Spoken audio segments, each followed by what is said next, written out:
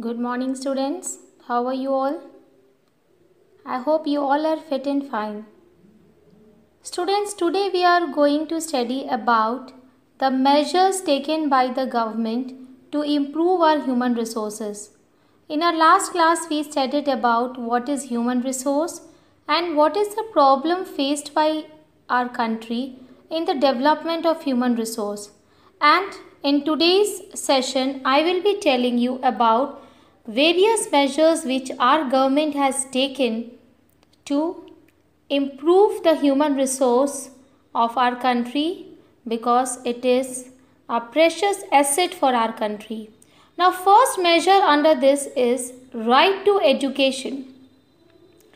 Student, this is one of the most important constitutional act which says that every child from 0 to 14 years has a right to get compulsory and free education to all the children. If the child belongs to a poor family and the family member is unable to provide them education, then in that case government is providing free education so that each and every child of our nation should get complete education from behalf of our country, whether the child belongs to a village or a town. So it is free and compulsory education, which means every child who is under the 14 years of age has a right. It is a fundamental right according to which a child should get free and compulsory education up till the age of 14 years. Now, second very important measure which government has taken is related to girl education. Now, this says that every female child of the family should be given importance to get education so that they can get job when they grow up. And this is very important because girls are also a very important human resource of our country. If a girl is educated, the entire family gets educated. Now, the third very important factor is that government is opening more and more vocational training institutes where people are getting training on a particular area, particular subject, particular thing where they get skilled, they get efficient in that particular training. Maybe the person is artisan or any such thing. So these vocational training programs are being conducted by government to improve the human resource of our country. Now, the next very important measure which government of India has taken is that more and more schools and colleges are opened everywhere in each district and according to that in the entire state, because there are few neglected areas of our state where people are being hampered due to lack of proper schools and colleges. So government is taking measures so that proper schools and colleges are being opened in that area so that every child gets the benefit of education. The next one is more and more employment opportunities are being given to people who are living in villages and towns, because this was one of the major problem in the development of human resource, where people were migrating from villages to towns in search of jobs. So that is why government is trying to create more and more employment opportunities so that they don't migrate from one place to another. They don't migrate from cities to town. They should get proper employment opportunities where they are established.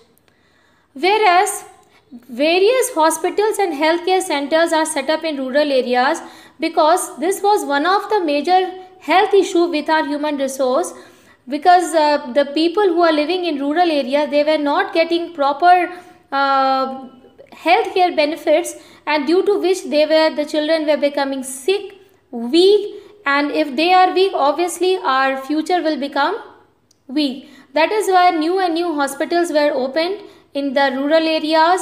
Proper arrangement for doctors, nurses were made so that the health problems should be improved. So these are some of the measures which government of India has taken so as to improve the human resource of our country. Now, few exercises will be given along with this video which you have to do in your book. Like fill in the blanks will be given to you which you have to complete it in your textbook, children, and just few question answers will be given which you have to write in your separate homework copy. Now students, I would like to put up few simple questions which you have to answer me, which will let me know whether you have understood the topic well or not. Children, my first question is, what do you think?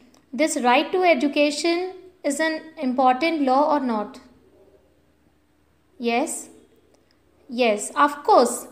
This right to education is a very important law because under this every child is getting free and compulsory education who is up till 14 years of age. This will also avoid child labor, which is a major problem in our country. So the poor children who are unable to get proper education because they are poor and the family and the father is poor and the family background is not such that they can get free education. So in that case, it is very much beneficial for them to get free and compulsory education so that each and every child gets educated.